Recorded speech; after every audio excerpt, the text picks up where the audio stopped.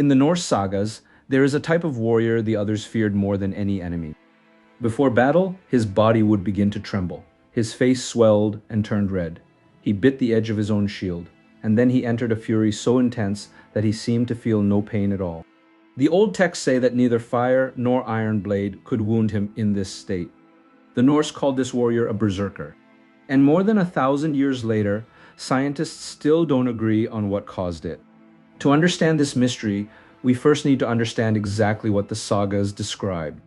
The most famous description of a berserker comes from Snorri Sturluson, an Icelandic historian who wrote the Ynglinga saga in the 13th century. According to him, the warriors of the god Odin went into battle without armor, howled like dogs or wolves, bit their own shields, and became as strong as bears or wild bulls. They killed an enemy with a single blow, and, according to the text, neither fire nor iron had any effect on them. This state of fury even had its own name in Old Norse, Berserksgangur, which means roughly to enter the berserker mode. Other sagas give similar descriptions.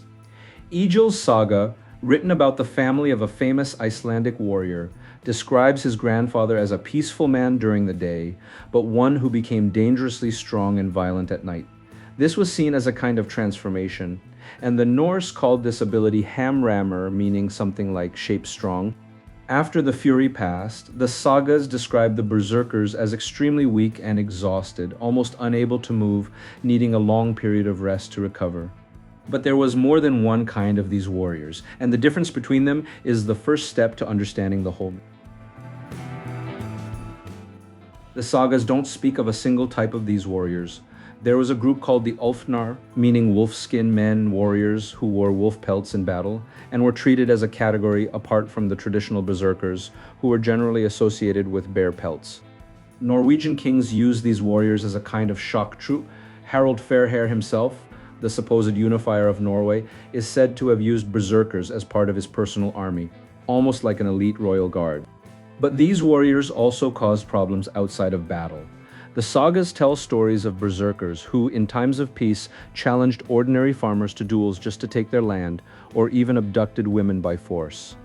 This behavior got so out of control that in 1015, a Norwegian ruler named Jarl Erik Hakonarsson declared berserkers outlawed. Soon after, Iceland's law code called Gragas also began to treat going into a berserker fury as a crime, punishable by banishment. By around the 12th century, these organized groups of berserkers had practically vanished from Norse society. But the very meaning of the word berserker is already a matter of debate among historians, and that is only the beginning of the doubt. Here's the first thing researchers disagree about, and it's more basic than it seems. Not even the original meaning of the word berserker is settled among historians. The most accepted translation is bear strong from the Old Norse words ber, meaning bear, and serker, meaning shirt or garment. In other words, literally bear shirt. According to Caroline K.G.'s-Rud, an associate professor at the Museum of Cultural History in Oslo, it's possible the term originally referred only to a specific kind of garment or protection that certain warriors wore in battle, without indicating any altered state of consciousness. If that's true, the idea of uncontrolled fury may have been added later by the sagas themselves, written centuries afterward, exaggerating the behavior of warriors who were originally identified only by the clothing they wore. Even with this doubt about the word, one fact keeps intriguing scientists to this day. The physical behavior described is far too consistent across different sagas to be pure literary invention. The most famous explanation for the berserker fury is also the oldest among the scientific theories. Since the 18th century, a Swedish writer named Samuel Odman proposed that the berserkers ate a mushroom called Amanita muscaria, the famous red mushroom with white spots, popularly known as the fly agaric. This mushroom grows naturally in forests throughout Scandinavia and has psychoactive properties known for centuries. The theory says the mushroom's hallucinogenic effect could explain the erratic behavior and the apparent insensitivity to pain described in the sagas. But this theory has a big problem. According to the Viking Museum in Stockholm itself, the real documented effects of Amanita muscaria include drowsiness, vomiting, muscle spasms, and numbness in the arms and legs. In other words, if a warrior really ate this mushroom before battle, the most likely result would not be an unstoppable fury. It would be a drowsy, nauseous soldier who could barely move properly, exactly the opposite of what you would expect from a warrior feared in combat. It was precisely to resolve this contradiction that in 2019 a researcher proposed a completely different substance. In 2019, the ethnobotanist Karsten Fatur from the University of Ljubljana in Slovenia published a study in the Journal of Ethnopharmacology, arguing for a different substance as the more likely explanation, a plant called black henbane or Hyoscyamus niger. An ethnobotanist is a scientist who studies the relationship between plants and human beings throughout history. Black henbane is native to the Mediterranean region, but probably reached Scandinavia during the Roman Empire and is known to contain substances that directly affect the nervous system. According to Fatur, the symptoms described from using this plant match much more closely what the sagas tell about the Berserkers.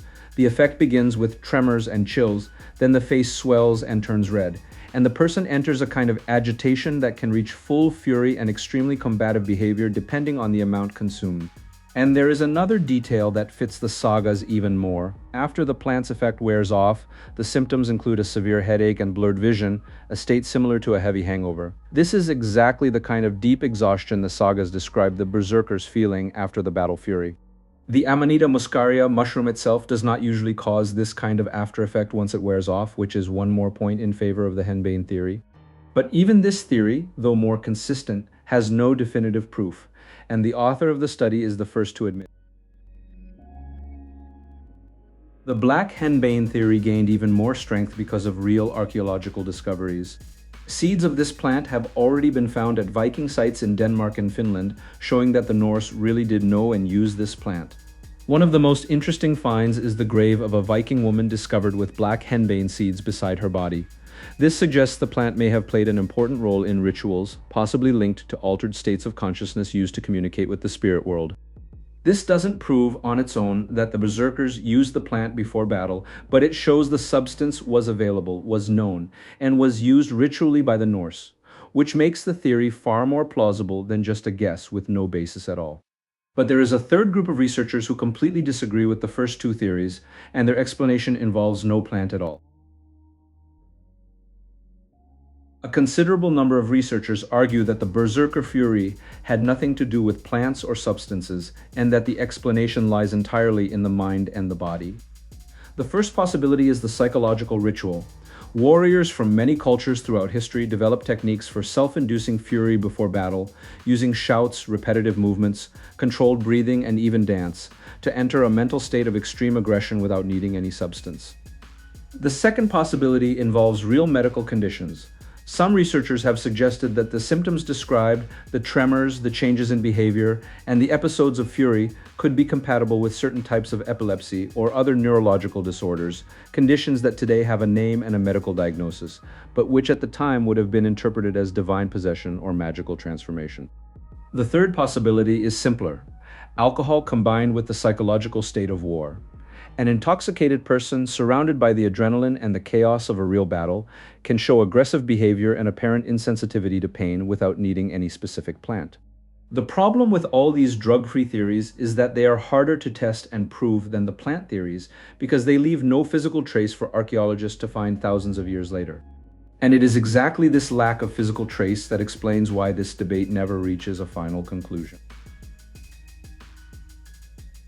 There is a structural reason this debate never reaches a definitive conclusion, and it has nothing to do with a lack of effort from scientists. The Norse sagas were written centuries after the events they describe. The Ynglinga saga, for example, was written in the 13th century, but describes warriors from centuries before that. This means the details may have been exaggerated, distorted, or even combined from several different stories over time before reaching the written form we know today.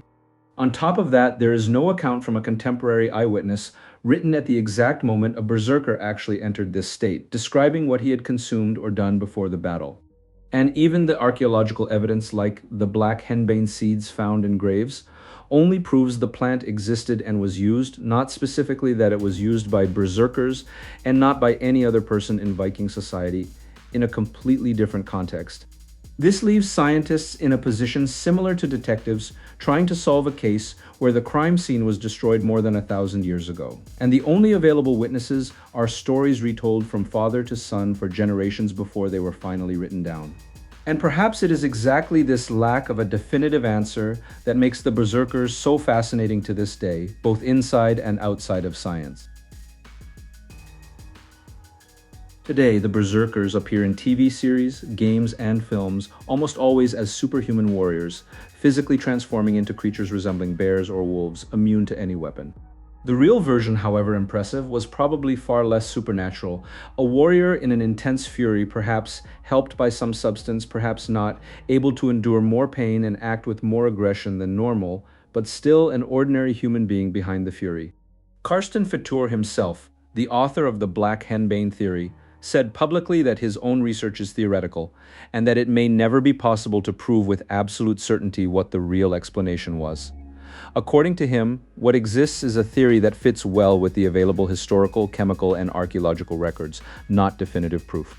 Perhaps the most interesting question is not which of the three theories is right. Perhaps it is realizing that even more than 1,000 years later, there is still something in human behavior in extreme situations of war that modern science cannot fully explain. And in the meantime, the Berserkers remain one of the few mysteries of the Viking Age where myth and real science still fight over the same ground without either one having won yet.